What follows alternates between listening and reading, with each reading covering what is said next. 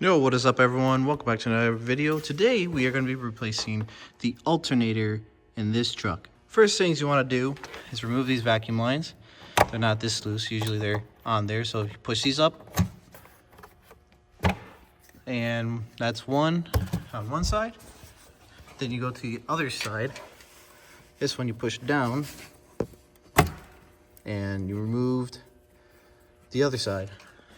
Now you undo this, pull that up, put that to the side, and now there's two, I believe, flat heads that need to be untightened, and you can remove this entire thing. Or just get a ratchet. So after that, you should be able to just pull these off. Lift this up. That should come loose. It might snap a few times. Should come loose. Like that. Pull this up. And you pulled out your entire piece of an airbox. Now it'd be a good time to look at your throttle body. And I can already tell this is super filthy, so gotta get an induction service. Anyways, there's a tensioner right there, and you're gonna need a 1/2 inch long tool. Put that in there, preferably one that doesn't rotate, but that's all I got. Put this in here and push down. And once you do that, remove your belt and make sure you remember the orientation of said belt. Now before you pull off the belt, make sure you record how the belt goes. Mine starts from the crankshaft, goes all the way around,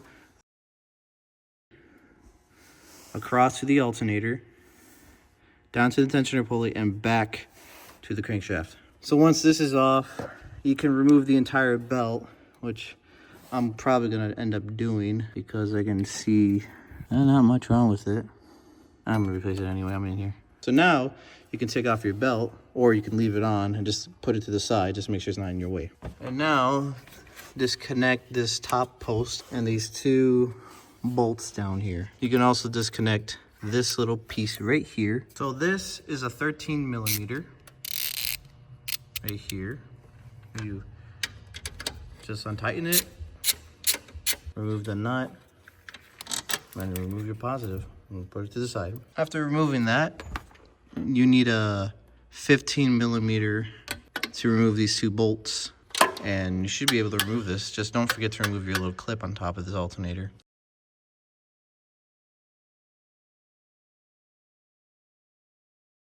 That's one bolt. Of course. Freaking engineers are trying to prevent me from taking it out.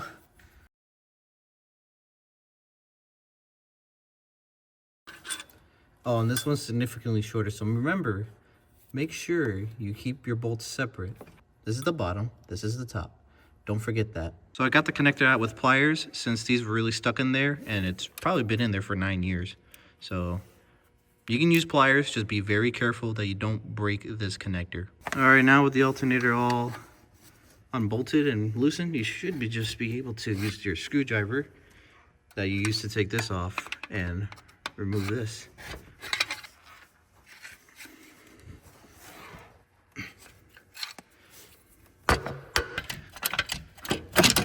All right, there she goes. The pry bar would help a lot.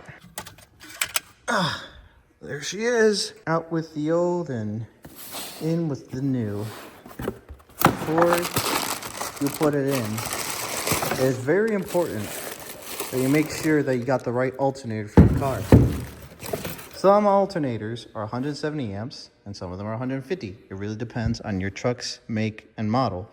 Mine is a special service vehicle, so I need the 170 amp version. There's a serial number just in case you need the 170 amp. Now, it is time to reinstall it. To make sure you line up, best to get long boy here. Shove him in there. There we go. Yep, now she's in. You just get your short bolt or short boy and just screw them back on and you're golden.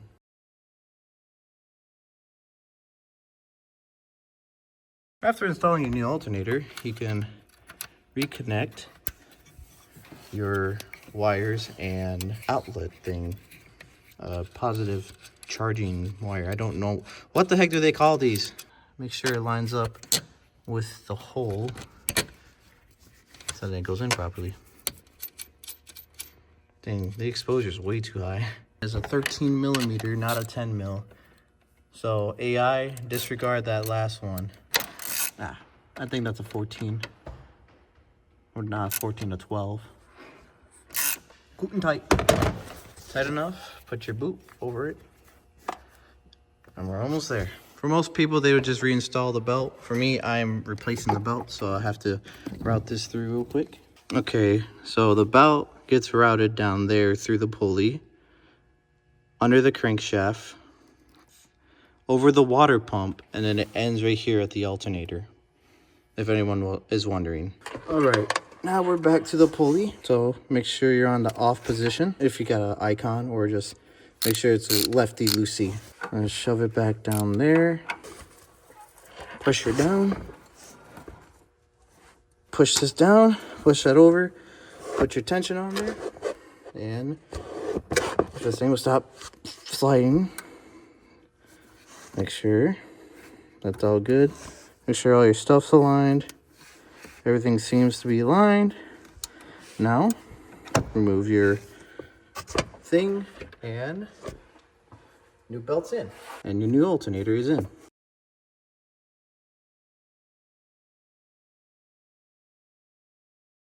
And make sure your lines are running above the air box. And make sure your air box lines up with that little bracket down there.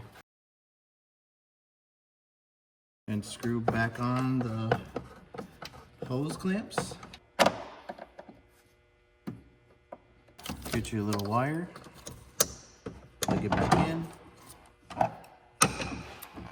Don't forget your little vacuum hoses. Make sure they're in securely. That one wasn't, for some unknown reason. There we go. Both are in security, and you're done. Actually, you're not done yet. You got to reconnect your negative. Yeah, you come here, you plug back your positive, you grab your ratchet and tighten her down. And you're done. That's how you change an alternator out of a 2016 Chevrolet Tahoe.